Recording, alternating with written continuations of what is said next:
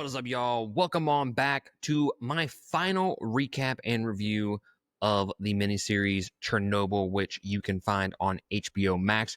This aired back in 2019, right before COVID. I have recapped and reviewed every single episode up until now. So if you have not caught up through episode 5, this is where you pause and then come back once you have watched the miniseries finale. And if you have not caught up with our recap and review series, you can click this link right here and it will send you to the playlist where we have all 5 of those recaps for you. So without further ado, let's just jump into it. Episode number 5, 12 hours before the explosion, the higher-ups at Chernobyl, along with Dyatlov, learned that a planned safety test must be scrapped, but hoping to win promotions, decide to simply delay it. So back in episode 1, on the recap that I did mention that I really appreciated the fact that we jumped right into the mix right before the explosion, and we didn't spend a lot of time setting up and waiting to get to the explosion of Chernobyl.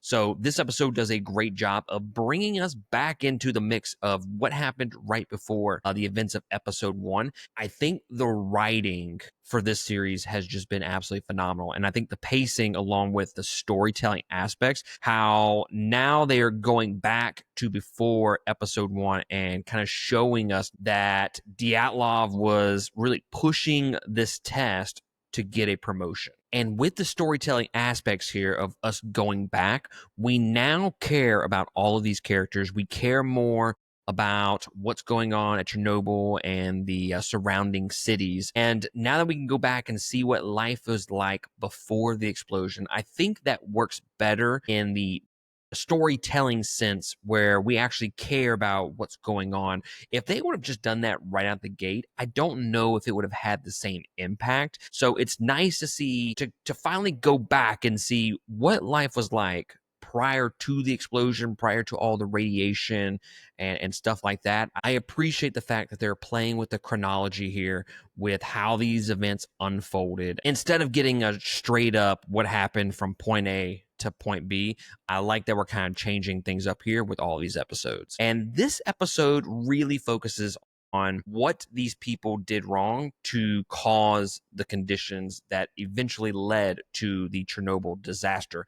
And a lot of it was Dyatlov being so persistent and pushing this test that did not need to happen, and it led to one of the biggest disasters ever. The KGB awards Legasov for omitting the AZ-5 design flaw from his testimony at the Vienna conference. They also insist that the design reforms must wait until after the trial of Dyatlov, Fomin, and Bryukhanov, whom the Soviet state is hoping to blame for the disaster. Now, the KGB has given assurances to Legasov that they will fix the reactors, but they are adamant that they want to get past the trials first. And Legasov knows deep down that they're not going to fix these reactors, which kind of leads to the rest of the episode. So I think there's some good acting here from Jared Harris, where you kind of just get the sense that he's ready to just fuck shit up. Like he's not gonna trust the KGB, gonna trust the Soviets to handle up on this. He knows for a fact that they won't do anything unless he pushes them further. So Legasov and Khomyuk do not trust the state to follow through. At the trial, Legasov explains how Bryukhanov, Fomin, and Dyatlov mismanagement of the safety test pushed the reactor to the brink of meltdown. So Khomyuk is trying her best to pressure Legasov into telling the truth. I think the character of Legasov here has been done very well over the course of these 5 episodes. He was willing to call out bullshit in those first couple of episodes that we got, and it seemed like there was a lot of tension there. It seemed like, dude, if you don't shut the fuck up, you're gonna get killed. Because he understood that they needed to fix the problem, and he understood how dire that situation was. And he has slowly turned sides over the course of 2 episodes at least, and he's not willing to necessarily speak out against the Soviets because he knows that they're going to shoot him. He's terrified. He's scared. He knows what's going to happen. It's going to end up costing him his life. But with this episode, he kind of realizes that, well, is it my life, or do I sacrifice myself so that hundreds of thousands millions of people don't get affected by these poor decisions yet again. And then we have Shcherbina giving his testimony at the very beginning of this episode. And he really dumbs down the explanation of how the nuclear reactor works. Not gonna lie, it was kind of easy to follow along. Now, don't ask me to repeat it to you, but when you're following along with the episode, it's like, wow, this dude who didn't know anything about reactors or Chernobyl in general, he is now able to teach everybody how a nuclear reactor works here at the trial. Legasov then details the fatal design flaw of the AZ-5 emergency shutdown button, admitting that his Vienna testimony was a lie and that Dyatlov, Akhomov, and Topoknov rightly believed the button to be infallible because the Soviet state concealed the flaw. So I really enjoy and appreciate that they regain our attention here. This is not just a courtroom drama throughout this entire episode. They are breaking it up and regaining our attention by cutting back to the past, which I'm telling you is in an era where our attention spans are little to none. I think this was a great choice for the series because I think once it turns into a courtroom drama, you have to have the drama of the courtroom. We know these people did it. There's no ifs, ands, or buts about it. We have legitimately known this entire series of who is at fault for the Chernobyl disaster. It has not been a secret.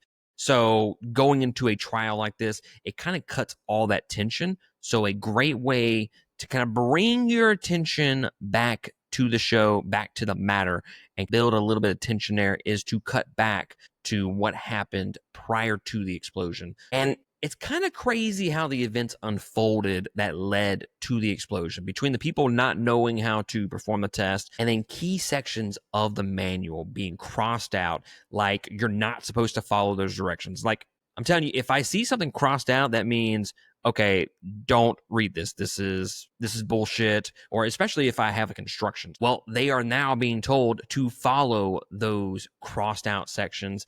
Like, yeah, of course shit's going to fucking explode if you're reading the shit that they don't want you to do. And what's so great about the whole sequence of the reactor stalling and Dyatlov basically bullying them to raise the power is you know how this goes. Like I said a minute ago, we know who's at fault for this. We know basically what leads to the explosion. We got the gist of it in the first couple of episodes when they kind of sprinkled those little breadcrumbs in there. We know the end result because, well, we've already seen the end result of where this episode leads, but there's still so much tension here.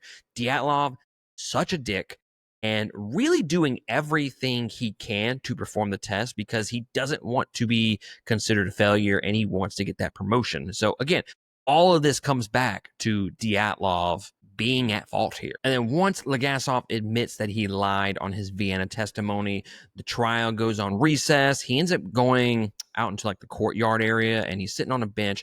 There's a fantastic scene here between Shcherbina and Legasov when Shcherbina has this moment of reflection from everything that has transpired over these 5 episodes. The show has done such a great job of developing this character over the course of those 5 episodes that we finally get a sense of how his character has changed over these episodes. It brings to light his character arc, and that's one of the things that I loved about this it's what I love about this scene specifically. Shcherbina thought that because the Russians put him in charge of this operation that it wasn't that big of a deal. And then eventually he learned just how serious this disaster was. He felt like he wasted everything, the extra time that he had. He took all of that for granted. And in the end, it was all for nothing. But Legasov reaffirms to Shcherbina just how important he was to the job. He was the one that fought the most to get everything done with the cleanup. So I just think this was a great, great scene where we complete the arc of Shcherbina. And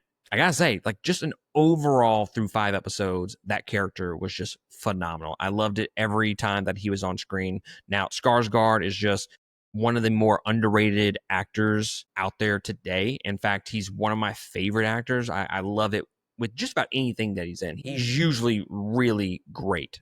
And this episode and this series in general, for sure. Now, the Russians don't kill Legasov, but they pretty much ruin his life and make him a nobody. Other people are going to take credit for the work that he has done, and eventually he will be forgotten to time. The KGB strip Legasov of his titles, awards, and social community. All of this eventually leads to his suicide, which causes his memoirs to be widely circulated and forces the Soviet Union to admit the truth and retrofit its remaining nuclear reactors. So once all that concludes, once we get basically the conclusion of the series, we get like a little epilogue where it gives you information on screen. And I thought the fun facts were a great way to end this series. It ties everything in a nice bow. It answers some of our questions that weren't completely answered in those 5 episodes. It ends with the death toll reported by the Soviet Union being 31. Just a great way to just further hammer that nail in the coffin of the Soviet Union, of their